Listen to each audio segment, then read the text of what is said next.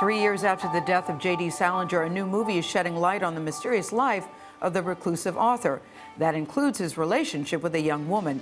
In his report for Sunday Morning, Anthony Mason looks at Salinger and the director of the documentary. A 40-year-old screenwriter known for action films, Salerno became fascinated by the Salinger myth. This is a photo that we uncovered of J.D. Salinger in 1968 on his bed in his bedroom. This is what it looked like when we got it originally, and this shows you the lengths at which we would have to go to bring things back to life sometimes.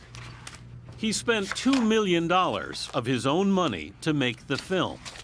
I was just hooked. I was compelled, and I began what was a 9-year detective story. But Salinger was protected by a code of silence his friends refused to break. I didn't want to talk about it because I knew he didn't want me to talk about it. Gene Miller's story is one of those Salerno uncovered. And you didn't talk about him for about 60 years. I know. Were you worried about it being a betrayal somehow? Yes, I was, certainly when he was alive. But after Salinger died in 2010, at the age of 91, Miller agreed to talk. How did you meet exactly? I was sitting at a pool and I was reading Wuthering Heights, and he said, how is Heathcliff? We were in Daytona Beach. It was 1949 at the Daytona Beach Sheraton in Florida. Miller was 14. Salinger was 30.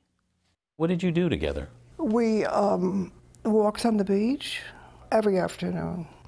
What did your mother think of this? Well, exactly. For the next 5 years, during the time Salinger wrote and published The Catcher in the Rye, he met frequently with Miller and sent her dozens of letters.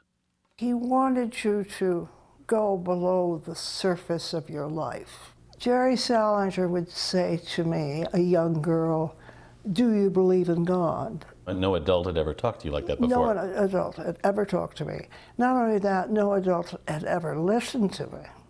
What do you think now that he was attracted to?